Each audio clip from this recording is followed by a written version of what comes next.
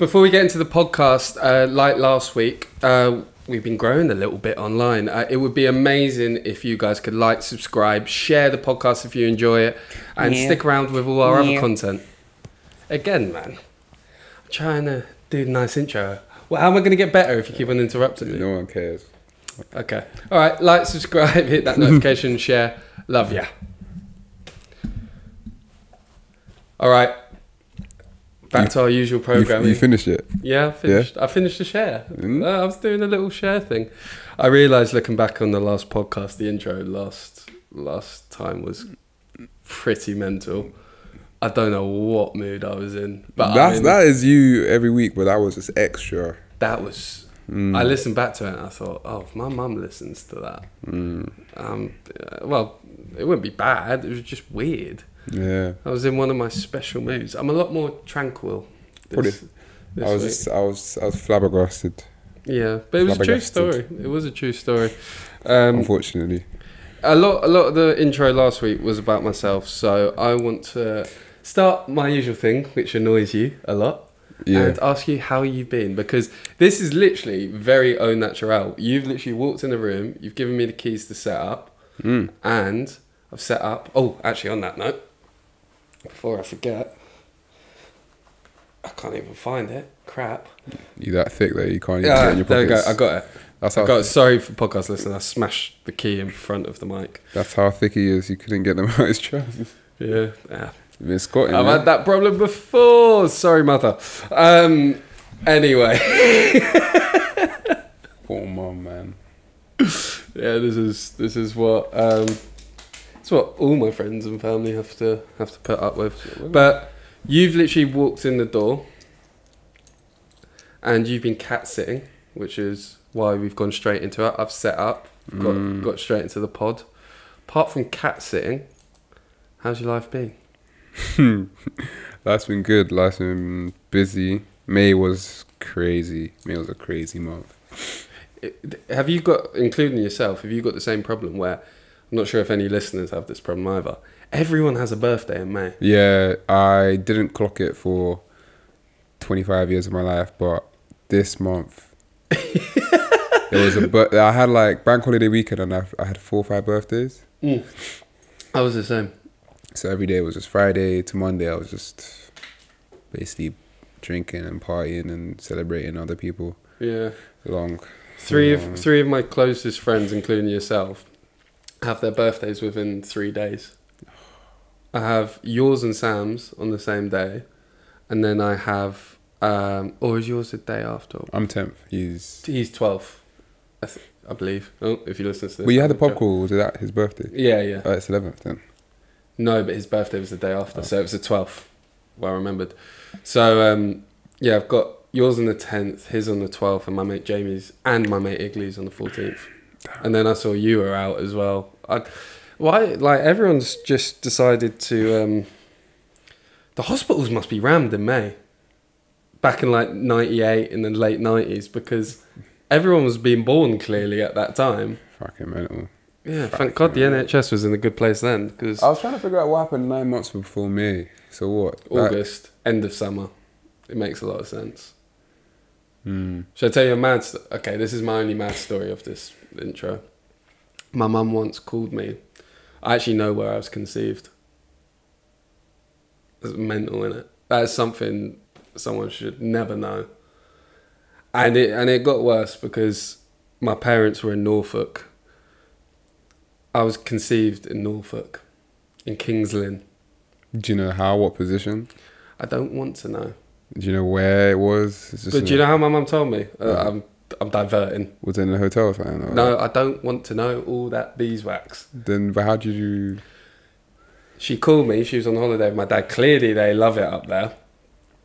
She called me and she went, Hi Jack, how you doing? I'm where you were conceived.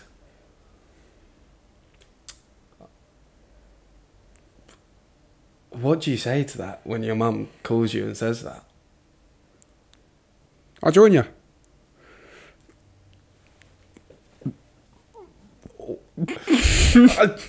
You're the weird one this week. How have I come out of this story looking like the sane one?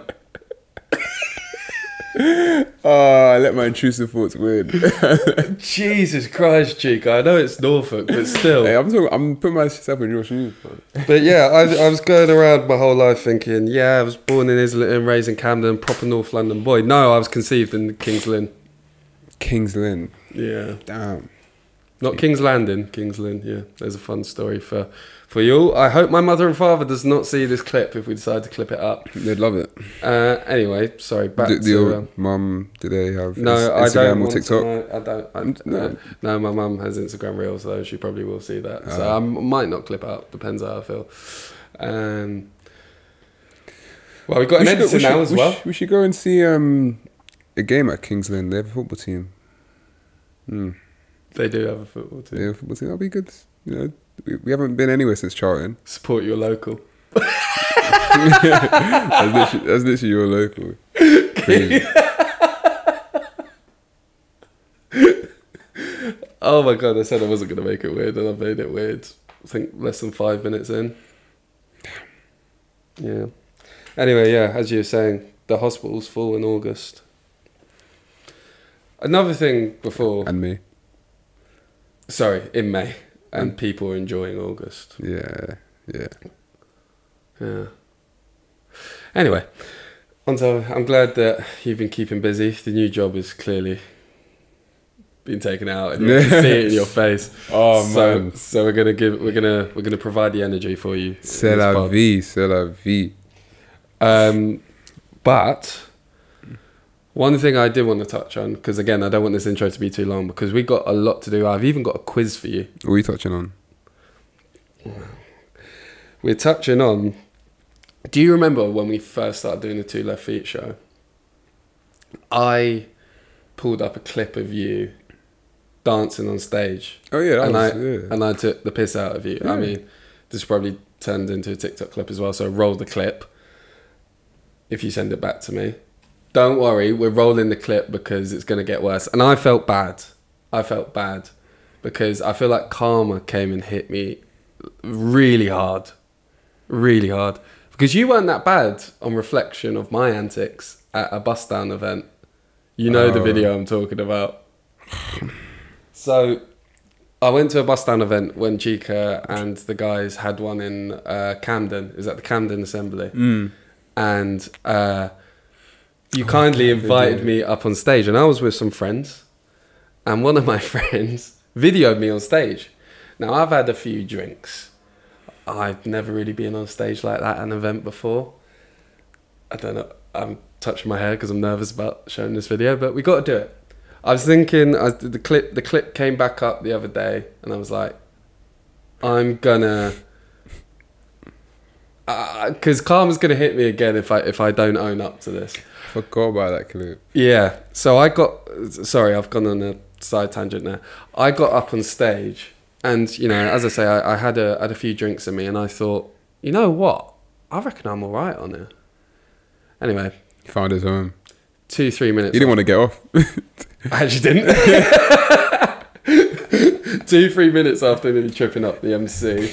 And I've just saved the video again because I got sent it in my DMs. I remember waking up to this video and wanting to die. We're going to watch this together and cringe together again. I'm not going to cringe. I'm going to enjoy this. Yeah, because I did show that video of you, and on reflection, looking at me, it's not even close in badness. The real thing I want to know about this is, why am I itching my chin? And what is that hand moment? Oh my god, it's so awkward. Yeah, here you go. Here's the chin scratching. It's gone red. Oh, put the music on. I'm trying to hear the music will be playing. I'm trying to see the audio. Okay. I want to see what happened. Okay.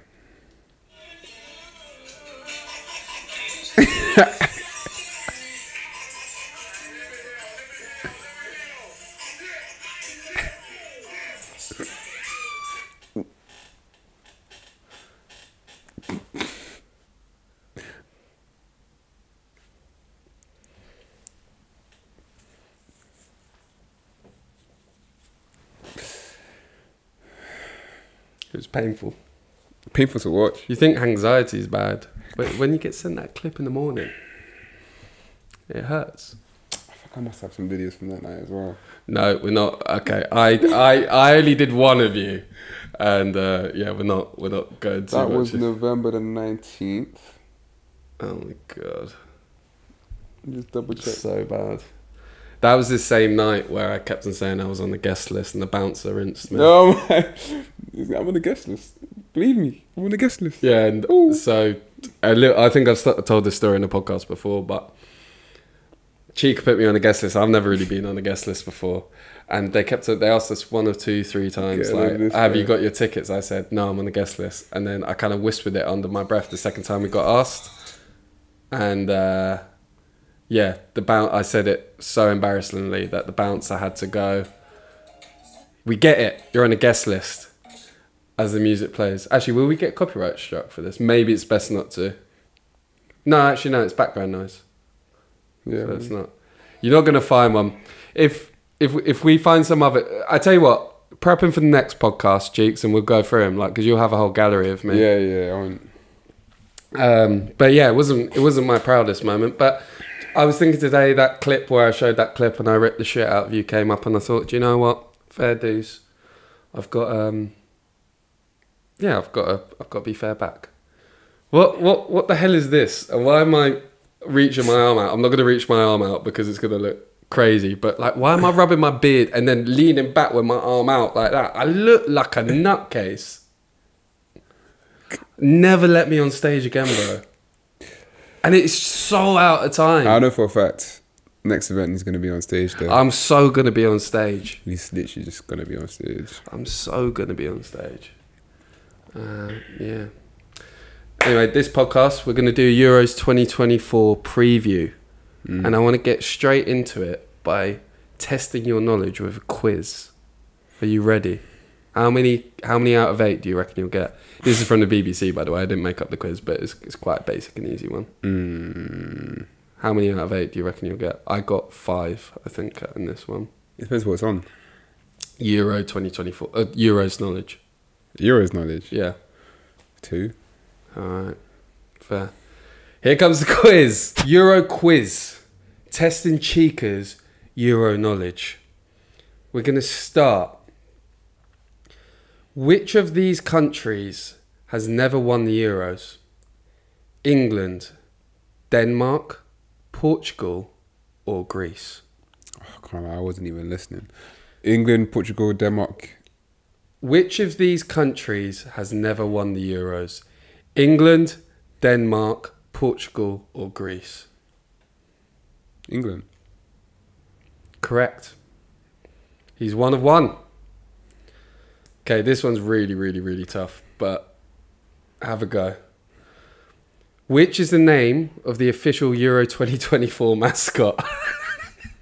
It's in Germany, so actually that's not even going to help with this. Is it Friedrich? I probably butchered that. Is it Wilhelm? Is it Jürgen? Or is it Albert? I think it's the first or the last one. Albert or Frederick. I'll go for A. Frederick. It is Albert. Ah! Oh, he screwed it. Believe in yourself. You're one of 2. It was there, man. Who is the all-time goal scorer? Let me start again. Who is the all-time goal scorer at the Euros? Kylian Mbappe, Harry Kane, Cristiano Ronaldo. Cristiano Ronaldo. Don't want to hear the last one? You sure? Wait, yes, let me hear the last Or Robert Lewandowski. Oh, yeah, Cristiano Ronaldo. He's redeemed himself with the third question. Yeah. I actually looked at it today. Oh, yeah. Oh, in prep? No. Oh. Fair. No, like, I was looking at the Euros groups and they gave me some facts about Ronaldo and all the records he's about to break. Fair enough. Snore. All right. How many teams will compete at Euro 2024? 20, 24, 28, or 32?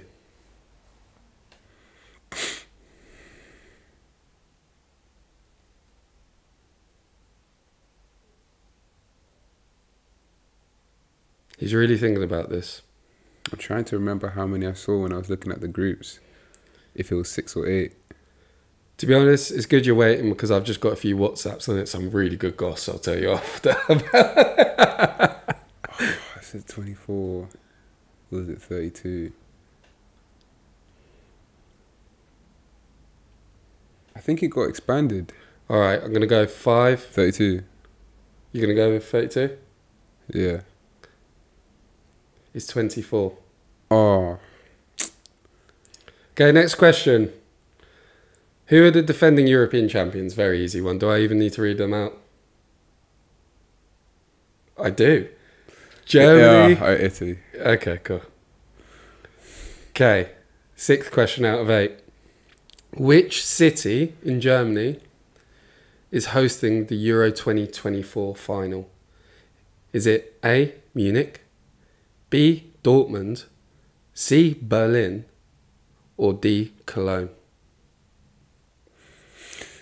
Not Cologne, not Dortmund. What was the other? Munich or Berlin? Yeah, it's one of them two. Both massive stadiums. Would it be the Allianz or Berlin? It's Hertha's ground, I think. Yeah. I'll go for Berlin. He's got it right. Yeah. Look at the boy go. Which country, 7th question out of 8, which country is appearing at the 2024 tournament for the very first time? Is it A, Albania? No. B, Slovenia? Shit. C, Ukraine? No. Or D, Georgia?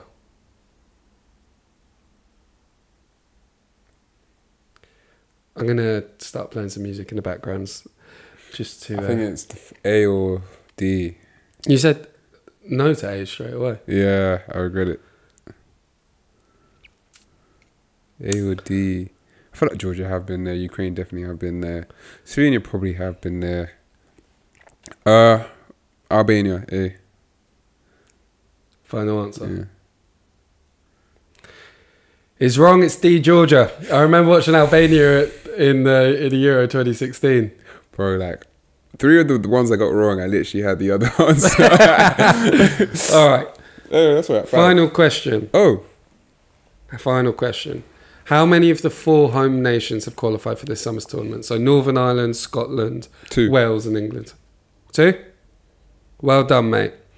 You got the same as me, 5 out of 8. Post quiz thoughts? I've shown you up. You got the exact same score as me. I've shown you up. You got the exact same score as me. Everyone that knows this knows that I've shown him up. Yeah, never will. Shown him up. This is his territory, European football. I don't care about the Euros. I don't really care about international football. Unless it's World Cup season. But Didn't show me up. showed him up. I was snappy with the questions. You know, got unlucky on a couple. Actually, all of them that I got wrong. But, you know, it is what it is. I think he tried to steer me away from the answers, to be honest. But, yeah. All right, before we...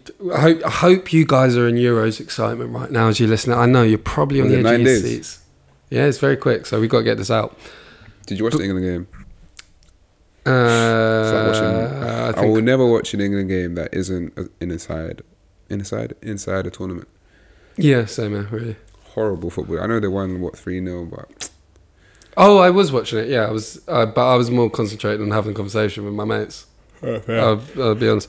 Before we go on to that Euro fever, though, I just want to quickly touch on Champions League final. Euro fever's sending me to sleep. Okay, Champions League final talk. No, don't think I'm joking. No, but I was going to do Champions League final talk anyway. I thought you were doing Euro.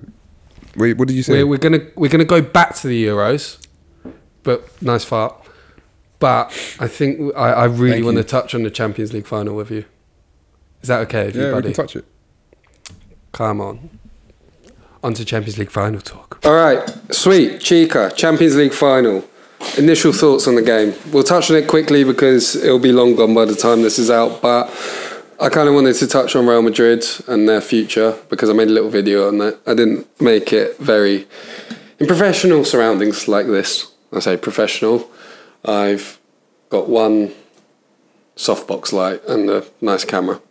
But filmed nicely in this lovely set that we've been gifted. What are your initial thoughts on the Champions League final game? And do you agree with me when I say that I think Real Madrid will dominate Europe for the next 10 years?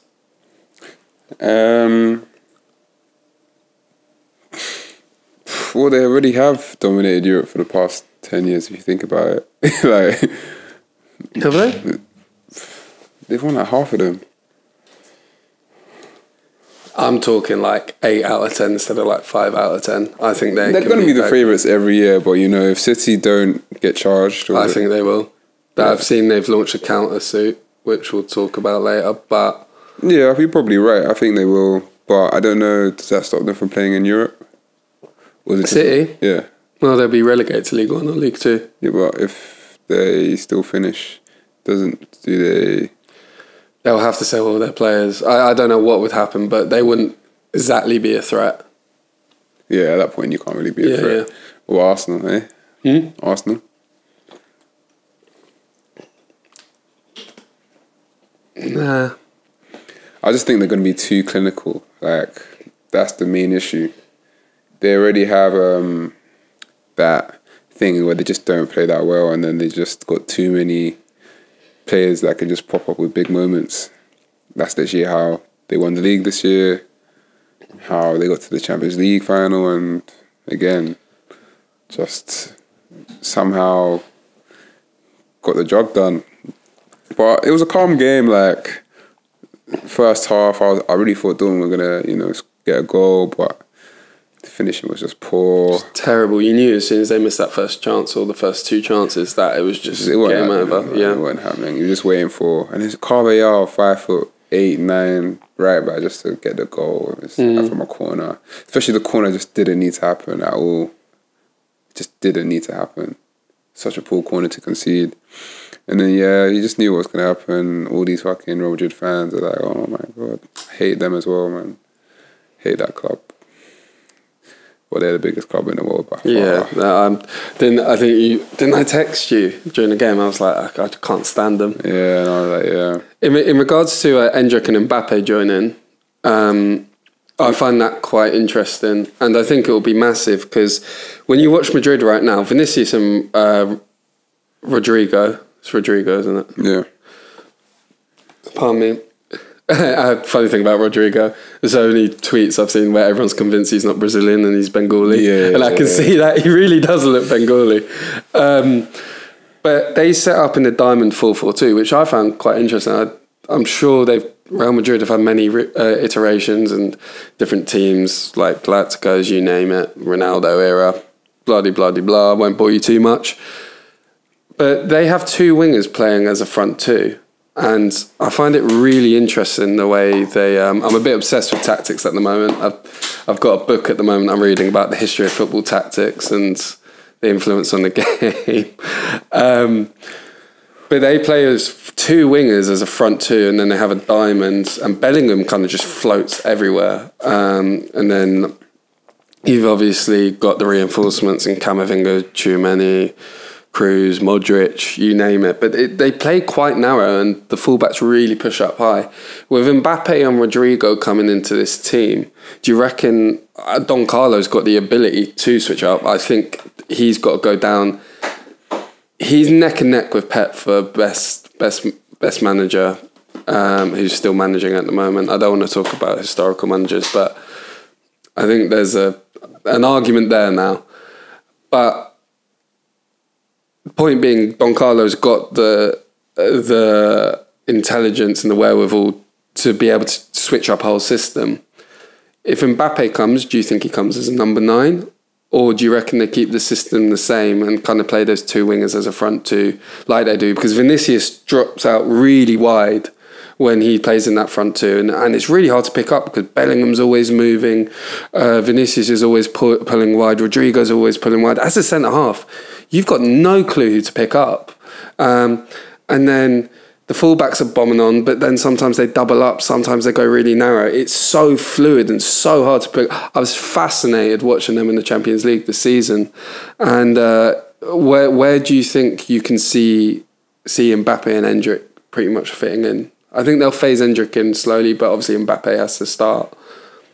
Do you think Mbappe goes as a number 9 and they switch up the system to have him up on his own? Or does he fit into that front two with Vinicius?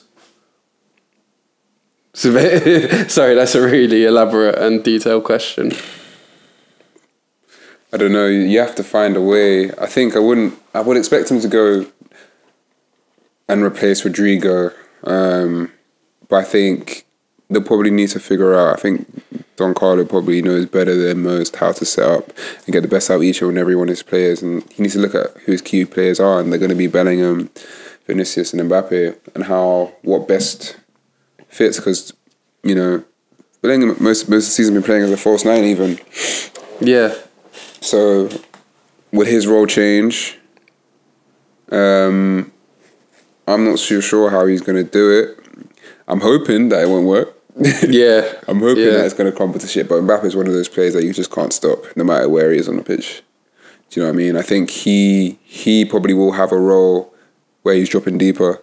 Do you think? Yeah, I think deeper than usual. If he can't play, I don't think he's going to be playing off the left. I don't think you can move Vinny from that position. But Vinny's not really been playing the left. He's been playing as a front two that kind of peels off on the left a bit as well. Yeah, it's been. I think they changed it, especially in the Champions League. They did change it. Like they changed it against City and they changed it against Bayern Munich somewhat. They had Vinny against City. He was the lone striker for most of it, and they're playing on the counter, and they kind of shifted it about. But Vinny's a left winger at the end of the day. He's not really like... I think that's his best position. I think he knows that's his best position. So I just can't see him playing anywhere but the left-hand side. But I think Mbappe is one of those players that you can't stop from whatever angle that he gets. Yeah, that is interesting because they're different players, but they take up space in a similar way. And they like running in the same space in a similar way. As you say, picking it up deep, driving and cutting in. So it'd be interesting to see how they figure that out. But they're so talented. Like they could easily both fit in the team somehow. And when you've got a manager that good, they'll probably think of a way to put them both in the team in a way that we can't even fathom or understand. So yeah, I just thought it'd be interesting to talk about Madrid and going forward. And Dortmund, shout out Dortmund. Shout out Dortmund. I've always had a massive soft spot for them. I thought Sancho was alright. Wasn't amazing. Like didn't change the game, but he did well. He did well. It looks so different to the Man United Sancho. It's mad how morale and mentality can change that so much. Yeah, he's probably a guy that needs to be comfortable in his environment. I don't even know how. I don't know who's going to be able to afford him. I think he's probably going to either stay at Man United if Ten Hag leaves, or he'll go out on a loan again because no one can afford his wages. So Dortmund definitely can't afford him to buy him and pay his wages. So it's an interesting one. I don't think he's a player that you can even risk spending such money on. A bit like a Dembele. You never know what you're going to get. And it's not like he played very well. Like his individual performances were good, but his numbers weren't great. But after half a season out, basically, done well. Yeah, got to the Champions League final, really almost got a medal, so gold medal. Yeah, and also another player I thought that was great for Dortmund, and I know this isn't like, oh, Jack, you really spotted a gem. Schlotterbeck, really, really good. No, he's solid, man. And he's been solid. Arguably, nearly had Vinny sent off. That was a dive. When Vinny was on a yellow and Schlotterbeck got given a yellow. But yeah, no, fair play to Dortmund. I think everyone had hopes for them, but you just knew the badge of Real Madrid at the end was just going to carry them through. It's ridiculous. I was hoping it's peak. Like Dortmund have been to the final twice now. Somehow got to the final both occasions and they just come off short again. And both at Wembley. Yeah, shit. Dortmund must hate Wembley. I was having a drink in Mayfair the other day. God, that sounded really... Yeah. Drinking Mayfair. I was having a drink in Mayfair. He's one of the elites now. Yeah, no, but I somehow was having a drink in Mayfair. And there was all these Dortmund fans, and I mean, it wasn't hard to spot them. And I went, Jadon Sancho. And he's like, excuse the German accent, but he's like, oh, I fucking love Jadon Sancho. I think he was a bit pissed. Why do you sound Geordie? I don't know. You sound. But do you know what I actually did? Love. I spoke to him when he was using the urinal. I gave it all that, but I wasn't next to him or anything. He had his back turned, and it was as I was leaving the door. But I was giving it all this about the urinal talk. And then you did it to someone. Yeah. Hypocrite. Fucking weirdo. Yeah, I love Jadon Sancho. Let's move on. Yes, the Germans are coming. His was better than mine. I'm a bit pissed off about that. Come on. Now, before we get into predicting who we think the winner of the Euros is going to be, because I thought that'd be a little fun thing to do, I'm not sure if I mentioned at the start or not, but I've come back from the beautiful Cork City. Went to see some family over with my friend. Had a lovely break. Went to the countryside, but had a night in Cork City, and I went to Turner's Cross, Cork City. Do you know what? I own more Cork City match than I do Arsenal, but that's also because my dad's a Spurs fan, and a story for another day. But just it isn't like you're wearing Arsenal. Yeah. Is it? Yeah. He takes that shit really seriously. So if you're wearing it, what did he say? He'll get really pissed off. Yeah. Is it? Yeah. I got an Arsenal shirt once. I left it in the front room, and he threw it outside my door and shit. He gets really pissed off. Anyway, that's a story for another day. I can talk about the tension in my house with me supporting Arsenal. But one team I do support. Do you have a Nigerian team? Nah, not really, nah. Fair. Well, where my family are from, they're from Cork, and I went to a game 10 years ago, and I kind of fell in love with the place because it's really community based. Me and Jamie, my friend, walked through the back, and we were bumping into all the youth team players. I could hear their conversations, oh, you said I wasn't doing well in training and stuff like that. And it's a proper family affair. It's so cool as well. I'm not sure if this was there when I was there before, when I was younger, but they have a beer garden. There's a pub that is kind of built onto the ground, and they have a beer garden that's in the corner flag, and it's shielded up, and you can reserve a table and watch the game in the stadium from the beer garden. Oh, mad. Sick. Mad. Sick. That actually, I think that's going to go towards my maddest moment. But, so it's spoiler, but really, really fun, really good. Not going to lie, standard football, what you expect. There's not much investment in the league, but brilliant club, really nice. It felt like a real family affair. And we, I say we, Irish fans are going to get pissed off at me. I've been following Cork for a while. We have a kind of rebel. I tell you what, 1-2 left feet thing will go. I'll take you to a game. Right, say this. They have an ultra section called the Shed End, and they do the Poznan and stuff like that. They got flags waving. I think they've let off flares in there. Yeah, I'm 90% sure Have you been to Europe?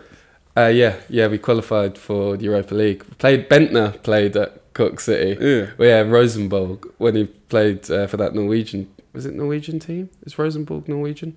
Either Danish or Norwegian team. They came there. Well, he is Danish. Yeah. They came to a champion. They've been in Champions League qualifiers, and they've been in Europa League. Dundalk actually made the Europa League qualifiers. They're in the same group as Arsenal.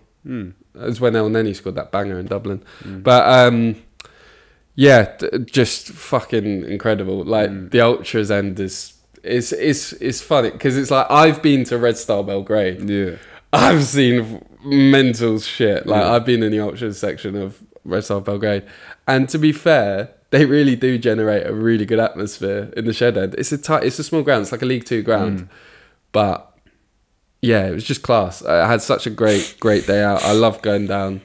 But another thing I just wanted to mention in my beloved Cork City, and also Leng third kit. No, it's nice. It's nice. So nice. All the other ones are horrible. All right. There was this. I thought Put them up. There was one player that really caught my eye, and it's called Jadon Umar. I just want to put it out there. When I went to watch Cork City, there was a player called Jadon Umar. He ended up covering. Actually, do you think I'm pronouncing that right? Jadon Umar? No. Umar.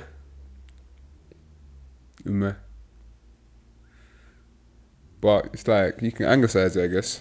It's not Umar. I don't know where you got the A. I don't know. Is it Yoruba? Umar. Don't even know. What's your Igbo? No, Yeah. you're Igbo, aren't you? Yeah. Is that Igbo or Yoruba? I'm not sure. Oh, fair. Usually you're really good at that. Like, Yeah, but that name is not that big. okay, cool. Check. Anyway, as you're researching that, Jaden Umar, I'm sorry, buddy, I don't know how to pronounce it, but he really caught my eye in the game, and He's got a brother. does he?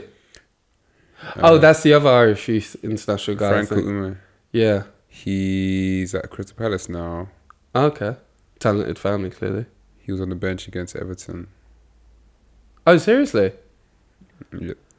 Well, the younger brother, Jaden Umar, I can say Umar, because I don't want the segment to be too long, but he caught my eye from minute one. This guy did not look his age, because I'll tell you one thing, he got injured in the second half, and I Googled him because I was like, all right, he got stretched off, bless him, and I thought I'll Google him to see. It's Igbo. Igbo. Yeah, it's Igbo. Okay.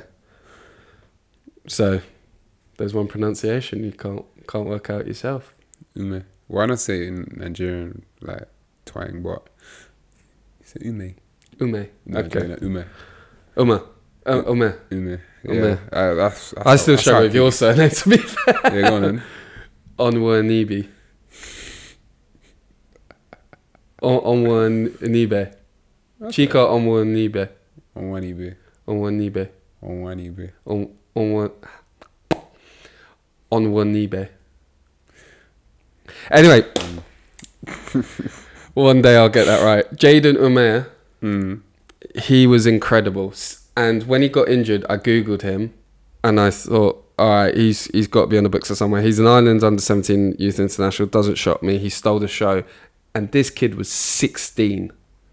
He was 16 years old and he stole the show. Jaden Umair, watch out for him. He's on his way out. Oh, is he? Yeah. Yeah, he's like, he was... Tim Clancy, the manager. Who? What do you mean, Tim Clancy? Apparently, he's the Cork City manager. Oh, the manager's getting sacked. No, the manager has confirmed. Well, he confirmed the injury wasn't as bad as first feared, which is the game that you watched against Treaty United. Yeah. That's the game I was at. But so it's not as bad, but he is likely to leave the club this window. I'm not surprised at all. He was in, like, as I say, sorry, this segment's gone on way too long. Jaden Umair, he's going to be incredible. Like, direct, pacey, skillful. He's only 16. He looks like he's going to get his transfer. I'm going to say it here. I'm going to say maybe this clip will come back and make me look like a genius. Maybe not. But Jaden Umair, watch out for this kid. He's going to be massive. Damn, Brexit really fucked these guys. Yeah. You can't move to the UK on T13. Yeah. That's why you got loads of Irish youth players going to Italy now. Yeah, so apparently might be going Benfica. But he just got knocked What out. did I say? Got my talent scout Jack? Yeah, man, go there. Scout Jack? Not scout me, but I could be a scout. Should do it. I think anyone could work out. He was incredible. Yeah. He was so good. He was so good. Like, built for a 16-year-old, but not even that, just technically incredible. Obviously being built is good at 16 because it will help you adapt to the game, but that isn't what he was about. His close control was incredible. His directness was brilliant. He's really good. He almost like reminded me of like an unpolished Eze in terms of the way he moved. But he's only 16. But he technically brilliant, directness was brilliant, and he's not scared. His mentality was brilliant as well. So as I say, Jaden Umair, watch out for him. He's going to be great. We're going to predict through this app, which I'm going to record right now. Group stage, Group A. We've got Germany, Scotland, Hungary and Switzerland. Who are we going? 1, 2, 3, 4. We're doing it together. Yeah, we're going to do it together. And we're going to have to come to an agreement. And as we know, you usually win these agreements. So, I'm going to go Germany top. Yeah. Agree? I'm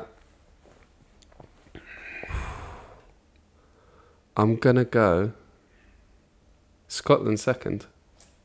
No?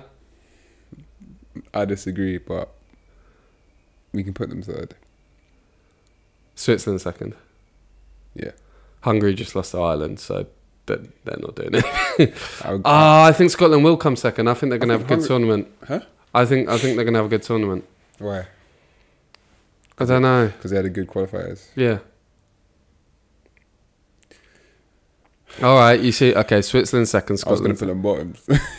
Okay, no, we're putting them third. All right, Group B: Spain, Croatia, Italy, Albania. Spain. First. Yeah. Okay, I agree with that. I've got them in my work sweepstake as well. Croatia, Italy, Albania. I think Italy second, Croatia third. Croatia have got really good players, but they're getting a bit older now. Who have Italy got? Huh? Who have Italy got? Oh yeah, that's a good point. Who? Chiesa? What's he done this season? Not much. Exactly. I'm just gonna. Is that all you know? I actually don't know many Italian ballers. Italy's huge, but like, who they I actually got? don't know many Italian ballers. Got Nonto. Oh, Notto. At least, yeah, championship. Yeah, let's go Croatia second. No, but like Italy third, Albania, you're right. Albania last. No, Italy could be second. Like they actually got good defenders. I've decided Croatia. I would have put Italy, but yeah, put Croatia. Group C: Slovenia, Denmark, Serbia, England. Huh? What? Because you couldn't name more than 2. No, Italy got players, bro. They still got like all the Inter Milan players. Yeah, name them. Name them. They got one beginning with B. Bastoni. Yes. Centre back. Right. Yes. Wears 77. I don't know why I know that. Huh? He wears like number 77 or something like that. Bastoni. What's that guy? All right, let's carry on because this is going to be a really, really long segment. Anyway, Slovenia, Denmark, Serbia, England. I've got a really weird feeling, and people are going to hate me for saying this, that England won't even get through the group stage. I think Southgate's going to absolutely fuck it somehow. Well, we're going to put them top, so. Okay, you're not having that. That's what I mean. Now, be careful where you put... That's what I'm saying. You could have made yours, I make yours, and we just... Nah, I like Why this. not? Why? I don't... Yes, and then at the end, when it happens, we can see you got closer. This is team building for when we get bigger, so we can learn how to communicate. You should do it the other way. Serbia, you've got to be careful with Serbia because... Can't put 2 peas in a pod. I'm happy to delegate. And we're going to carry on. Serbia, now don't get yourself put It should be a competition, guys. I should revolt. Okay, we'll do our own ones, but this is our joint one for where we've got to come to an agreement. We will do another video maybe. All right. Serbia. Now, do you want to be put back in the doghouse? Or are Denmark or Slovenia going above them? Denmark, Serbia. They can get the base playoff.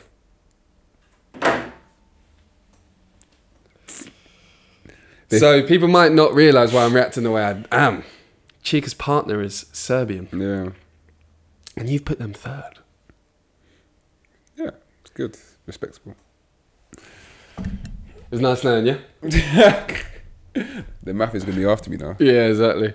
All right. No, you know what it was? Denmark have had howlers, though. Cup They couldn't even bloody score past San Marino recently. Anyway, Serbia, Slovenia. Group D, Netherlands, Austria, France, Poland. I am not conceding on this one. France, Netherlands, Poland, Austria. That's fine with me. Go. Group E, Belgium, Slovakia, Romania, Ukraine. Oh, fuck off. Belgium, Slovakia, Romania, Ukraine. Let's do it that way. You put Ukraine bottom? We're not even going to get into that. What? I don't think... Ukraine actually do have a good team. They don't have a good team. I'm putting them third, though. Slovakia second. Oh, actually, no. Slovakia don't even have ballers like that anymore. I always just think of Hamsik. Bro, like Ukraine. Let's put Ukraine second. Yeah, okay, let's put Ukraine second. Romania or Slovakia? They'll probably bottle it anyway. Romania or Slovakia third or fourth? Slovakia third. Cool. Group F, Turkey, Georgia, Portugal, Czech Republic. Turkey top, I think. You're absolutely bonkers. Portugal top. They're gonna breeze that group. Cool. Why Turkey? Turkey second. Tell me why Turkey. They looked really good in the last Euros, if I'm not mistaken, and everyone was like, "Oh, they're the dark horses," and they've just got a really. And they fucked it. Lesson learned. They were shit. They didn't get out of the group stage. Okay. They didn't get a win. Well, they're getting out of the group stage because I'm putting them second on behalf of us. They got such a young team. Czech Republic, then Georgia. Right, third place ranking. Who we qualifying? There's 4 places up for grabs with what we've done with the third place ranking. Who's coming? Italy, third place ranking. Yep. Poland, third place ranking. They had a dire World Cup. Yeah, go on. Over, not Scotland, third place ranking. Oh, you want to put them there? I want to put Scotland through. Scotland over Poland? No, but Poland as well. Yeah. Poland, Scotland. And then we've got Serbia, Slovakia, Czech Republic. For Serbia. So we can get you out the doghouse. All right. Okay. Nice fart. Round of 16. Germany versus Denmark. Who we got? Germany. Oh, they're not letting me continue. I have to sign up. I can work it out, don't worry. Germany or Denmark? Germany. Switzerland or Croatia?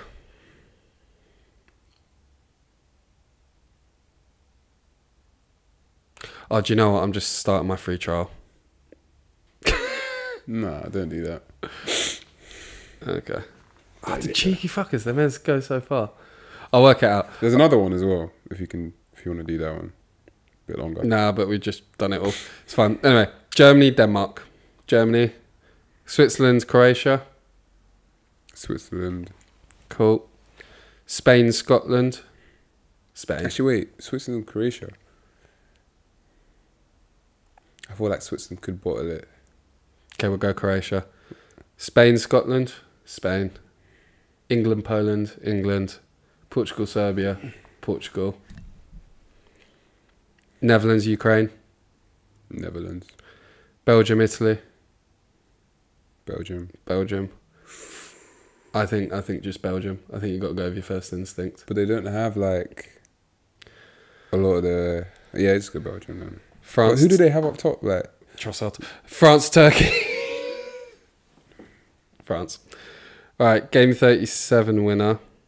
Germany versus Spain. Germany versus Spain. Quarters. Germany. All right, I need to work away. Okay. Germany versus Spain. 41 versus 42. Portugal versus Netherlands. I'm going Netherlands. Is Van Harsel there? Yeah.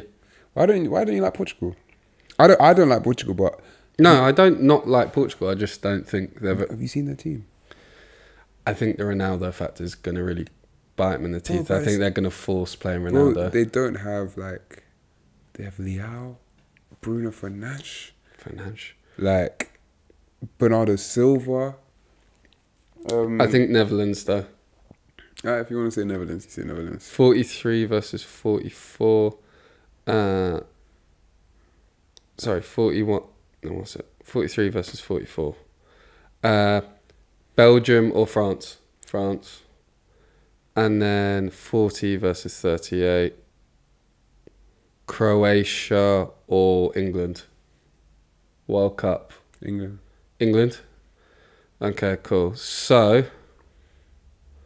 England, France. Germany... Netherlands? Because apparently if England go all the way... If England win the group, they're on the same side as France. And they meet in the semis. 43, 44. Trust me. Oh, England, France, yeah. Spain, Germany. No, Netherlands. Spain, Netherlands. Yeah, because Germany beat Spain, and then Netherlands beat. So Germany, Netherlands, England, France. Yeah. Germany or Netherlands? Germany, France in the final. Okay, that speeds that up. Okay, so we've gone through our Euros predictions. That's been very long. Germany and France in the final of the Euros. Tough. We're in Berlin, Germany. Oh, of course, they're the home nation as well. Yeah, that makes a lot more sense. Germany versus France. Okay, so for the TikTok. On the full podcast, we've just gone through a predictor for the Euros. In fact, I need to stop recording my screen. I think I have. So we've just gone through the predictor for the Euros 2024. It's coming soon. And me and Chika, reluctantly at some points, have come to a final conclusion on what the final will be. We believe it's going to be Germany versus France through the predictor we have done. Now, Chika, who is winning that final? It's a tough one because France, in terms of ability, probably have the edge on Germany, but you can never doubt a home nation's advantage. And on top of that, they still have a very good team, of course. It's just, I do think France's selection isn't as strong as it has been in recent years. You know, they play certain players that have certain weaknesses. Still got a great keeper, great fullbacks. Who are they going to have in midfield? Are they going to end up playing Tchouaméni and Camavinga? Who's going to be up top for them? Is it going to be Thuram? Who are the wingers? Dembele's can be just so hot and cold. A lot of reliance is going to be on Mbappe. I feel like Germany will just do it. They'll get it over the line. I feel like they'll get it over the line. But I do feel like if England face Germany, they'll beat Germany. Oh, okay, that's complicated it a lot. But Germany also just played France like not too long ago in a friendly, and they beat them convincingly. Okay. I'm not saying it's based on that. You know, I think France, they'll be at it. But I think Germany will do the job. Havertz winner.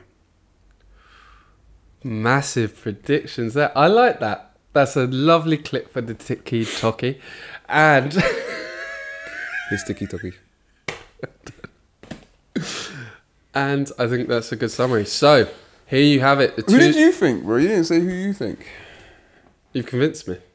Oh, really? Yeah, you actually have. So you spoke really well there. So you thought it was France?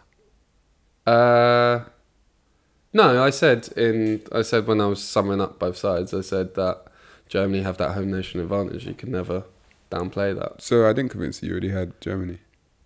No. I've generally had no clue. I had no clue until I said that. Yeah, but you explained it very beautifully. Yeah, man. Upamecano at the back, mate. Fucking no Saliba. What? Saliba's going to be on the bench. Why Upamecano can't even get a start for Bayern? They've literally played Eric Dyer. Wait, am I bugging? No, Eric Dyer's played with... Yeah, with the Dutch guy. What's his name? Yeah, De Ligt. Yeah. Yeah, so Upamecano can't even get in the Bayern team, but have a day off. All right, for that sole reason, Germany are going to win it. Anyway, moving on, we're going to debate our England squad and who we think should be in the 26-man squad. Out of the 30? Yeah, with the... Or just in general? No, the squad that's already been... Because you have to go with the provisional. Because you can't just go, I want Dele Alli in there. Rashford. Well, Rashford, yeah, exactly. All right, Chika, I've got the 33-man pre-Euro 2024 training camp squad up for England here. And as we've been recording a live update, James Maddest is set to be left out of the squad. So we can leave him out because he's not going to be in it. No, why not? Keep him in. Nah, because he's not going to be there. We know he's not going to be there right now. Yeah, but it's our pick, no? From the 33. Yeah, but it's essentially 32 now. Nah, still 33. We can't put him in. I'm not having this. I'll put him in. It's our joint squad. I'm not having him in. Oh, we're doing a joint? Yeah. Oh, this guy. I'm not doing this anymore. Fuck. What? But then we'll have to go. We could have, when we paused. How about what we do, the definites, the people that we have in each of our squads, and we debate the people that you have that I don't have, and then I have that you don't have. But that means we'd have to have the same amount of defenders, the same amount of centre-backs, the same amount of this, the same of that. Like, it'd have to be like for like. No, you debate why there's a need for more centre-backs and centre-mids or whatever. Like, do you know what I mean? Your squad is your squad, my squad is my squad. Okay, I'm going to pause the camera and we're going to go away and create our squad real quick and we'll be right back. I'm just going to take the people out that need to be taken out. The way we have done our England squad and the way we're going to debate this, because Chika doesn't like collaborating with me, is that we've got the 33-man pre-Euro 2024 training camp squad up on screen and we're going to pick the 7 players we would drop. So should I go first or do you want to go first? Yeah, you go first. Okay, so with 4 keepers, it's pretty obvious that we've got to drop Trafford. Agree? Yep. I would drop Kwanzaa. Just I don't think he has the experience yet. And as I was listening it off to you, we've got 9 players who could potentially play centre-half. So, yeah, sorry, Kwanzaa. And on top of that, because we've got so many centre-halves, I've dropped Dunk and Joe Gomez. Because if you look at the squad, you've still got Branthwaite, you've still got Guehi, you've still got Konza who can do a job there, you've still got Maguire, you've got John Stones, and you've got Kyle Walker who can still do a job at centre half.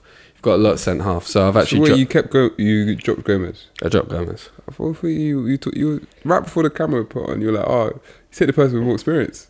Yeah, but you were debating between 2 people. So I was just trying to give you a hand, but I would still drop Gomez. We got so many. Trying to fuck me up.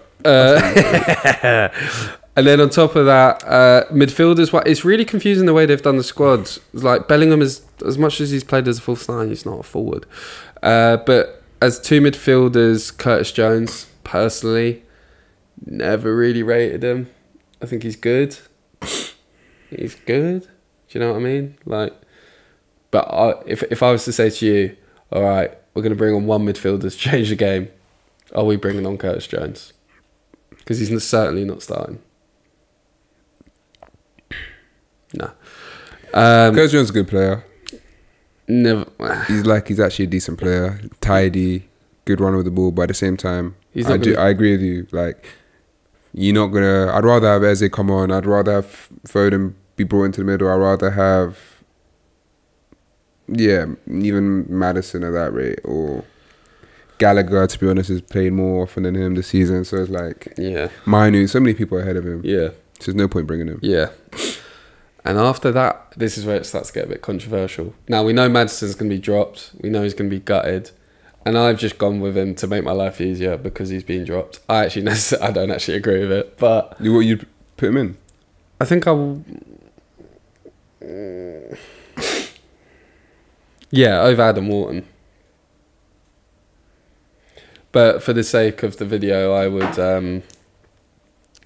and the fact that it's been announced, I'm going to not put Maddison in because it's just been announced as we're doing this video. And then my last pick, we've got a lot of wingers in this squad, and it's tough. Have you kept them all in? No, I'm dropping 1. So you got Bowen who can play on the wing. I know Eze plays centrally, but he can also do a job on the wing. And we're not having this debate again. Got Foden who can do a really good job on the wing. You've got Gordon who plays really well on the wing. You've got Grealish who's a winger, of course. You've got Cole Palmer and you've got Bukayo Saka. That's about 7 players that can do a job out wide. Now, if I'm looking at all the wingers that England have in the squad, there's one name that sticks out to me with all 7 of them that hasn't performed well this season. And because of that, and I think you've got to base it on form, I'm going to drop Jack Grealish from the England squad. I don't think he's been great this season. He's struggled. He is great, and it's part of the reason why Man City signed him. He draws in so many fouls and wins so many free kicks, and that could be very dangerous for England with Harry Maguire and the physical presence that England have from free kicks and corners. But Bowen's performed better than them this season. Eze's performed better than this season. Foden's obviously 1 player of the year. Gordon's been incredible. Cole Palmer's been Cole Palmer and Saka's been Saka. I think all 6 of those other options out wide have performed better than Grealish this season, and because of that, they deserve to be in the squad over him. Fair assumption? You know, you made some good points. Made some very good points. Is that you praising me? You actually, yeah. I don't know if you swayed me. I'm still. You made me think more about my decisions. Okay. Do you want to list them off? So yeah. Actually, before you do that, where's my bottle of water gone? Before I do that, Where's my bottle of water gone? did you put it on the other side? Is it there, no? Oh, there. Got a bit left in there. All right. Who have you left out? I haven't actually finished my list, but I'll just go from the definites. That's how I do it. Dunk, Trafford, Kwanzaa out. Just Dunk's been terrible in an England shirt. And he's not had the best of seasons. So that's 3 out. Obviously need to find 4 more from somewhere. Oh, you haven't done the other 4? I thought you'd only been debating on 1. No, like I have a good idea. Okay. I have a good idea. I say you just say the first ones that come to your head that you feel more strongly towards. So Gomez Okay. will be taken out of my squad. I Yeah. just feel like Concer's, every time he's played for England, he's done well. Had a better season, I think. Yeah. Konza's really flown under the radar this season, I think. And they're both kind of similar. They're both hybrid. There's no way you can have both in the squad. Yeah, and also I think Konza's a better hybrid option than Gomez. Sorry, I'm just repeating your point, but Yeah, I think. you'd prefer him as a hybrid option, wouldn't you? Well, you can't, like, at the end of the day, we've got Trippier, Trent, and Walker. Like, Yeah. it's like, I do think Gomez is a better left back than Konsa, though. Yeah, but And that's where we're lacking. But they're never going to play fullback. yeah, No, they're not going to play fullback. So there's no Yeah. point thinking of them as a hybrid option. Unless you play Gomez CDM. yeah. And Saka could even do a job at wing back as well. He's done it for England before, once or twice as well. Yeah. I know you would prefer not to, but that is an option as well. Yeah. But yeah, those are the 4 I'd definitely have out. And then I was debating between Wharton and Jones. Now, what has swayed me in the dying moments of this decision is having eligible cover for Declan Rice. Replacing that physicality if needed. Yeah. Or giving him a rest and not losing that presence in midfield. And Jones is a player that I'd pick about 6 or 7 to come ahead of him. He's not going to get a minute, whereas other players can get minutes in that squad. So I've taken out Jones. I think, yeah, I'm just going to take him out straight. And he's not going to play. I think there's no point bringing a player where you know he's just never going to play. Yeah. And as I said, you bring him on, is he really going to change the game that much? Not really. Although Declan Rice, another CDM or another deep player that can play deep is Manu, but at the same time he doesn't have that tackling presence. He's more of he makes things happen. Yeah. Makes things tick. Yeah. So that's why I feel like you kind of have to bring Wharton. You have to replace that. There's not a player like Henderson there anymore. Yeah. And I think Wharton doesn't have the same passing range, but, gets about... You feel more stable in the field with Wharton. If I'm being brutally honest, I don't know too much about the kid, but he's a presence in the midfield, as you say, and that is cover for Rice, whereas Jones is more of a workhorse. Like, Jones is, I'm going to be everywhere around the pitch. I'm going to work my bollocks off. But Wharton's, even at his young age, you know where he's going to be on the pitch. He's not going to be running around like mad. Wharton is stable and calm, even at his tender age. There you go. And then who else? So yeah, my last 2 are Maddest and Grealish. Who have you gone for? So I call these the 4 that I'm putting on the table, and I have to take 2 out and keep 2. So the 4 are Maddison, Eze, Grealish, and Bowen. Okay, so 2 of my ones are in there. So We might actually agree here. we might actually agree. And what is going through my mind is Maddest actually has performed well over the course of. I know he's obviously out of the squad, and you don't want me to include him, but he actually has performed well for England. I think his form has kind of dipped slightly towards the end of the season, and for reasons I don't really know. Eze has probably picked up as the season has gone on, and he provides. Yeah, I think he'll provide a threat off the bench, and he can play out wide. As can Maddison, but I think he'd rather have Eze out wide. Maddison's not going to get the ball and dribble past and glide past players like Eze does. Maddison likes the ball to feet and spraying it.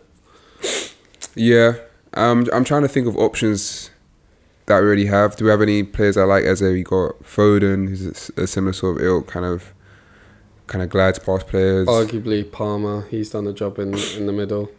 I don't think Palmer's ever going to get a sniff in the middle for England. No, but I'm just saying he can do a job there if needs be. I think just make your life easier and take Maddison out, because you know he's not going, as much as you may disagree with it. I think even if he's in that 4-man list, I think that makes life easier for you. I actually think as a whole season gone by, I actually think Eze's been consistently better than Maddison. He has. But Eze does have his moments, of just not being involved in the game as much as he should. But I still think Maddison's a better player, though. Okay, interesting. I think also with Eze, you've got to take into consideration he was playing in a very stale system under Hodgson and still putting in good performances. And then since the new German manager's come in, he's thrived. 100%. He's playing higher up the pitch as well. So the fact that Eze was still doing that under Hodgson with a Palace team who were getting booed, like the actual team was getting booed, but the way they were set up were getting booed, I think shows a bit of, fair play. 100%. But yeah, I think you probably, maybe we should go for him in this one. I do love Eze as a player. I used to love Maddison before he joined Tottenham, and he was line up at the beginning of the season. So yeah, on this occasion, I'll probably go for Eze, and then it leaves Grealish and Bowen. Bowen's really flown under the radar this season with the amount of goals he scored. Yeah, but he's not going to play. But he's not going to play. Again, it's 2 different threats. So Grealish will come on in a game, win England a free kick, and win England the ball in a very dangerous territory, which is brilliant because you've got players like Maguire, Guehi, Konsa, brilliant in the air. So that's going to be a threat. But Bowen is so direct, more direct than Grealish. I think Grealish has been memed online for ages about dribble, pass back, dribble, pass back. Bowen is vicious. He's venomous. Maybe vicious is the wrong word. But venomous. He's venomous. Yeah, he has a sting. Like, he's direct. He's sharp. I'm not saying Grealish isn't, but I'm just like, all right, Bowen's gonna freaking go gung ho. Are you going to use Bowen? He's a very credible option to bring 100%. Like, he gives you that threat in behind, but really and truly, if you're chasing the game, there's no option in behind. That's a good point. There's no option in behind. There could be if you're playing a bigger team, playing Spain, who keeping the ball. But I genuinely believe Saka's starting, and if he's coming off, it's Palmer that's coming on. Yeah, that's a really good point actually. So it's Grealish is on the left, isn't he? Yeah. Yeah, and like Bowen, really and truly, we only have one out and out left wing apart from Grealish, and that's Gordon, who's definitely going to be starting on getting on the plane for me. So it's like, and Bowen, yes, he can play up front, but you've got Watkins and Tony. Yeah. Who we obviously both want to keep in there. Don't know why. Probably do have to make a decision between one of them, but I'm going to say Jackie Grealish. I think he has played well for England. It pains me to say Bowen to leave out, but I just don't think we're going to use him. I do think there's no other player like him in the squad, which I like having different options. But actually, you got Watkins. No, I think I'd rather change it up by bringing another striker on than bringing Bowen on, and I think that's just me. So yeah, I'm keeping Grealish. Do you know what? You've convinced me to change mine. I think that's a really good point. I'm there labelling all the wingers. in regards to Grealish. Kind of 3 right wingers, man. Yeah. You're bang on. I'm just looking at wingers in general, and I'm probably looking at it in the old-fashioned way. It's like they do a job out wide, but no, there's different types of wingers, of course. Actually, completely agree. I'm going to go with my notes, and I'm going to change that. Bowen has had a really good season, but you are right. You've either got Saka or Palmer on the right. He's not gonna get much time. And my phone died. So, do you mind if I grab the squad up on your phone that I've DM'd you? Okay. So, here is me and Chika's England squad. We actually came to an agreement on this. No, I had Wharton in. You didn't have Wharton in? I had Wharton in. Yeah. I didn't name him out. I thought you took him out. No. Okay, here's the 2 left feet England squad that we want going on that plane. First of all, keepers. You've got Dean Henderson, Pickford, Ramsdale. I think... All right, actually, let me do that. What? I think I just stepped on something. All right, let me just start again. Sorry, I got distracted. Keep that in, fuck it. All right. The 2 left feet England squad. Who we think should be on that plane. Got Dean Henderson, Pickford, Ramsdale and goal. We weren't going to add much on that. Now, defenders. We've got Branthwaite on the plane. We've got Guehi on the plane. We've got Conser on the plane. We've got Maguire on the plane. We've got Luke Shaw on that plane. We've got John Stones, Trippier and Walker, of course. Then in our midfield, which for some reason England have named Bellingham as a forward, but I'm going to count Bellingham in there. We've got Alexander-Arnold on the plane. We've got Gallagher going. We've got Kobe Mainoo, Declan Rice, Adam Wharton and Jude Bellingham. Now, forwards-wise, we have got going on the plane. As I say, they're flying to Germany. Yeah, never doing that again. We've got... That's weird. I said Bellingham for midfielder, didn't I? Yeah. Yeah. We've got Eze, Foden, Gordon, Grealish, Kane, Palmer, Saka, Tony and Watkins. That is our team. So the players Grealish. Yes, I Grealish. Oh, okay. So the players that You're we welcome. are dropping from our squad. Very welcome. It's a very good explanation. The players we are dropping from our squad is Trafford. Get me on BBC. Trafford, Dunk, Gomez, Out. Quansah, Out. Curtis Jones, Out. Bowen and Maddison, because we just got Maddison announced as well. But I think Madders dipped off a bit at the end, and now looking on reflection, not too mad of a dropping from the squad. Anyway, let us, if you listen to the podcast, have a little think. Do you agree? And if you're watching on TikTok, let us know what you think down below of our squad. Just to wrap up, we're going to do our Maddest moment of the week, as we usually do. Now, my one's a personal one. I texted Chika all excited when I was coming back from Cork City, because I was about to get on my flight, and I bumped into someone. You wouldn't believe the star that you bumped into. Like, absolutely, he was starstruck by him. Like, I bumped into Chiedozie Ogbene of Luton Town in Republic of Ireland. Why can I not be starstruck with that? he was on his Ryanair flight. That's insane. Bro, this guy's scored at Anfield, played against Mbappe, done loads of cool stuff, and he's my favourite Irish player right now. I think Ogbene is actually criminally underrated. And you didn't even say nothing. I got a bit nervous. Can't get nervous in vital moments. Yeah. Anyway, I was walking towards the gate and I look up, and you know that weird thing where like you bump into someone and you take a step to the right, take a step to the left. I was like, oh shit, I'm in this guy's way. And I look up, it's Chiedozie.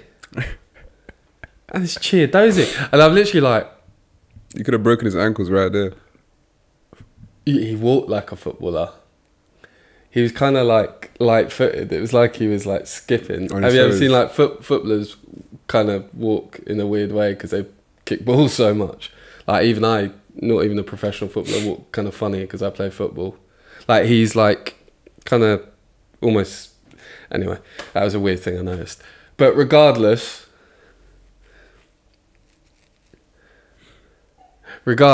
I bumped into Chiedozie and yeah, I got starstruck. And I have a habit of like when I'm like in starstruck mode, I stare a lot. And I think anything that catches my eyes, like if there's a fight happening next to me, I will just stare and I'll get myself in the situation because I'm such a little eavesdropper. But I was like, I couldn't sort of stare. I was just like, my mate Jamie was like, he's not that, I don't know who he is. So Jack, just get a photo. But no, I was too nervous. But yeah, my maddest moment is Bene was on my Ryanair flight on our way back from Cork City. I wish I was there. I would have forced you. Yeah, you're good at getting the old photos with the celebrities. Only if I have someone with me. If I'm by myself, nah, I won't do it. Okay. Noted. All right, so that's my maddest moment of the week. What's yours, Shan? So mine, funny enough, like, I wouldn't say I've been cheating, but sometimes I get some of my stories from Twitter or the Upshot Towers. They always have like funny videos, really delve deep into like some crazy stories about ex-footballers or what they're doing in their past or in their personal lives or even football related stuff. So check them out if you haven't. But yeah, the Upshot, class, shout out you guys. But this story, I think, tickled the both of us. Yeah, I know of this story, and I'm already gonna say it's one maddest moment of the week because it's so funny. It's hilarious. I'm probably not going to tell it as well as them, but I'll give it a go. Anyway, I think it was Dutch. There's 2 Dutch teams playing in the third tier on the final day of the season. I think it's St. George's and SV De Valken, but don't quote me on that. But basically, going into this game, St. George's are home. They need just a draw to win the league, to win the title, and get promoted. So it's obviously a big game. But they're at home, so they're probably quite confident. But it doesn't get off to a great start. They're losing 2-1. And, you know, I think we've always, you know, if you play the semi-pros or like Sunday League, the refs at a lower level can just be terrible. Do you remember Umaga? Who? Umaga. Oh, man. Yeah, there we go.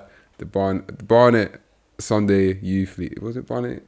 Barnet Sunday League. Barnet Sunday League. Please get some better refs, some fitter refs, and just some better refs because some of the egos. Anyway, talking about egos, this guy had a big ego. Oh, that was lovely. Sorry to cut you off. It's like a freestyle when it was a wheel up. That transition, bro. Or that segue. This guy loves cold. Guy. No. That was cold. Anyway, I'll let you finish. So cold. Pause. Finish. Pause. Cold. Okay. Anyway, that ref had an ego, and this ref had an ego as well. Yeah. So obviously, you know, 2-1 down. I think a lot of people there are like, oh shit, is this going to be a mad game? But the ref, Schmidt, I believe his name is, decides to take matters into his the guy decides to take matters into his own hands. 2-1 down. He sees time is running out. Just casually just sends off 3 of the opposition players. Oh, I don't know this story. Oh, you don't know the story? No, I don't know this. Have you not? I didn't know this bit. Okay, yeah. So what? 2-1. They're 2-1 up. Yeah. And he's like, obviously, like, shit, like, he's panicking now, like, they might actually lose the title. So he sends off 3 players from FC De Valken. Is there a reason? Just sends them off. Just sends them off. Early bath, gone. Was it like a shit 50? Like, they made the tackle and he said it was a foul and then just sent them off? Maybe we can do more research into it. Should we? No. Okay, it's probably going to take too long. Anyway. It's kind of hilarious just thinking he just randomly sent 3 people off anyways. Yeah, bad tackle, late challenge, whatever. Yeah. Sends 3 of them off. And still, like, you know, St. George, they can't find a way. So you know what he does? Adds 15 minutes of extra time on top of that. No, he doesn't. Oh, adds 15 minutes of added time onto the end. And it's still like, fuck, like, these guys still haven't scored. But lo and behold, he gives him a corner in the 15th minute. Not even a penalty. Gives him a corner. I'm sure he's looking for it. Gives him a corner. Goalkeeper goes up and manages something. This ping pongs in the box. Chaos all over the place, and the goalkeeper manages to score a dramatic equaliser. And with that equaliser, he blows the whistle straight away. 2-2, limbs. St. George's have done it with a bit of help. Just a little bit. And yeah, and you know, scenes, and then he has an outfit change. Quickly gets out of his refereeing gear, puts on a party outfit. You know, there's like weed shirts, like with like the leaves on it. Yeah. Gets on stage, starts doing some karaoke.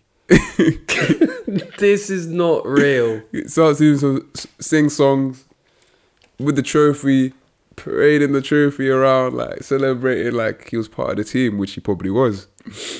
And yeah, they win the title. He's happy, celebrates with the team, singing.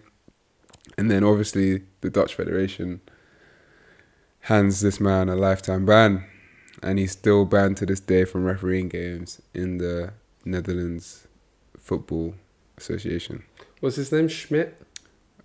Smith, something, Mike Smith, something. Can we give a round of applause for Peter Crouch do the Shithousery Award, or I think loads of people do the Shithousery Award, but the No Shame Award as well.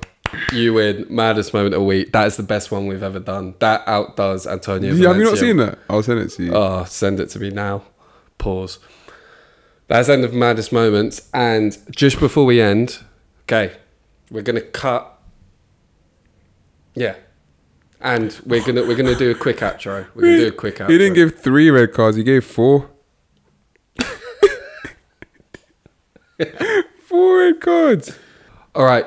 Before we leave, mate, just quickly, thank you if you're still listening. We're going to do a really quick outro again because we've recorded for so long. All right. Camera's died. We're at the end of the podcast. I feel like it's tradition to do the outro with no visuals anyway.